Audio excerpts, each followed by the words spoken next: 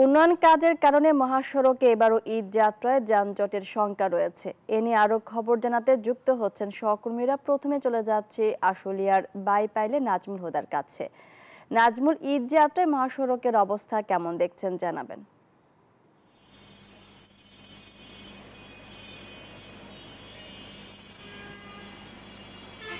আপনাকে ধন্যবাদ। আপনি যেমনটি বলছেন, ঈদ যাত্রার আর মাত্র কয়েকদিন বাকি রয়েছে এবং এরই মধ্যে কিন্তু সড়ক এবং মহাসড়কগুলো কিন্তু ঢেলে সাজানো হচ্ছে। এবং যেহেতু এই এলিভেট এক্সপ্রেসের কাজ আবদুল্লাপুর থেকে চন্দ্রা পর্যন্ত যে সড়কের কাজ, এই সড়কের শ্রীপুর পর্যন্ত কিন্তু এখন পর্যন্ত বলা হচ্ছে যে 70% কাজ হয়েছে। এবং আমরা যদি দেখাই যে এখানকার সড়কের যে অবস্থা, এখনও কিন্তু যে এই সড়কের অবস্থা যদি দেখেন যে কাজ চলতেছে এবং এলিভেট এক্সপ্রেসের যে কাজ, সেই নির্মাণ কাজ কিন্তু এখনও চলছে। যেহেতু এটি সড়ক ও জনপথ বিভাগ এবং এবার কিন্তু হাইওয়ে পুলিশ, থানা পুলিশ এই ঈদকে সামনে রেখে এই সড়কগুলো যেহেতু নেরো হয়ে গেছে, ছোট হয়ে গেছে এবং মহাসড়ক, সেই সড়কের সেই উন্নয়ন কাজের জন্য কিন্তু সড়কের যে যান চলাচল কিন্তু আপনারা দেখছেন যে এক লাইন হয়ে পড়েছে। এই এক লাইনে যেহেতু 23টি জেলার মানুষ,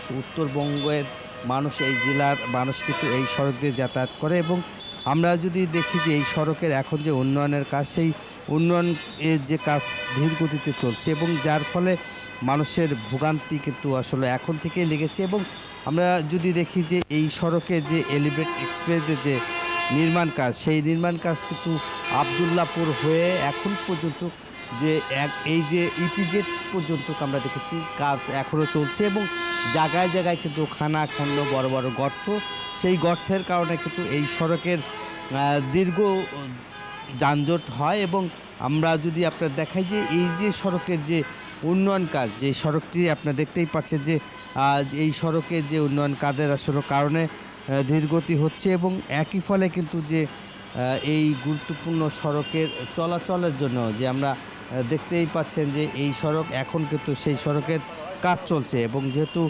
আশুলিয়া হয়ে যে এই যে নির্মাণ কাজ, সেই নির্মাণ কাজ কিন্তু এখনও পুরোপুরি চলছে, কিন্তু তারপরেও যে জামগড়া, বাইপেল, জিরাবো এই সড়কে কিন্তু বাইপেল পর্যন্ত এবং আমরা দেখেছি যে তীব্র যানজট, এই তীব্র যানজটের কীভাবে মানুষকে এই অভিশাপ মুক্ত করা যায়, সেই জন্য কিন্তু যে হাইওয়ে, থানা পুলিশ এবং সড়ক জনপথ কীভাবে তারা অন্য কোনো রোড তৈরি করতে পারছে কিনা, সেই বিষয়গুলি আসলে দেখবেন। এই ছিল ঈদে ঘরে ফেরা মানুষের সড়কের সর্বশেষ খবর।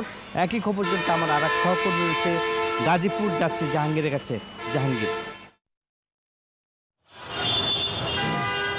এই ঈদে জামা জুতো অ্যাক্সেসরিজের ডিসকাউন্ট।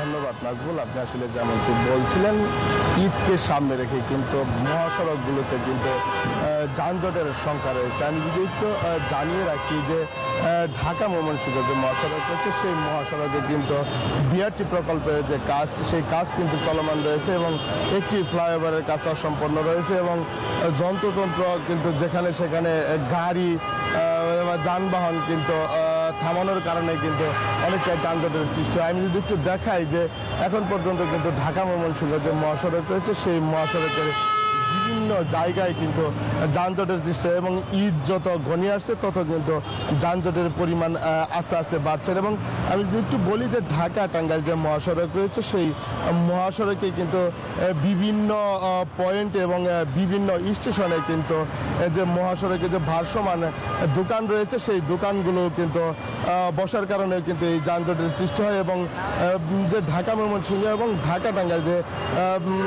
মহাসড়ক রয়েছে, সেই মহাসড়কে যে অটোরিকশা রয়েছে, সেই অটোরিকশার কারণেও কিন্তু অনেক সময় যানজটের সৃষ্টি হয়। আবার আমি যদি একটু বলি যে কিছু কিছু জায়গায় কিন্তু অটোরিকশা কিন্তু উল্টো পথে চলার কারণেও কিন্তু এই মহাসড়ক অনেক সময় সড়ক দুর্ঘটনার কারণ হয়ে দাঁড়ায় এবং অনেক ক্ষেত্রে আমরা দেখতে পেয়েছি যে এই মহাসড়কে কিন্তু সড়ক দুর্ঘটনা বেড়ে গেছে। এবং আইনশৃঙ্খলা বাহিনী এবং ট্রাফিকের সাথে কথা বলেছে, তারা যেমনটি বলছেন যে তারা কিন্তু যে বিভিন্ন পয়েন্ট আছে, পয়েন্টগুলো চিহ্নিত করে এবং এবারের ঈদ যাত্রাকে স্বস্তিদায়ক করতে কিন্তু তারা কাজ করে যাচ্ছে। তো এই ছিল আমার কাছে ঢাকা টাঙ্গাইল এবং ঢাকা ময়মনসিংহ মহাসড়কের সর্বশেষ তথ্য।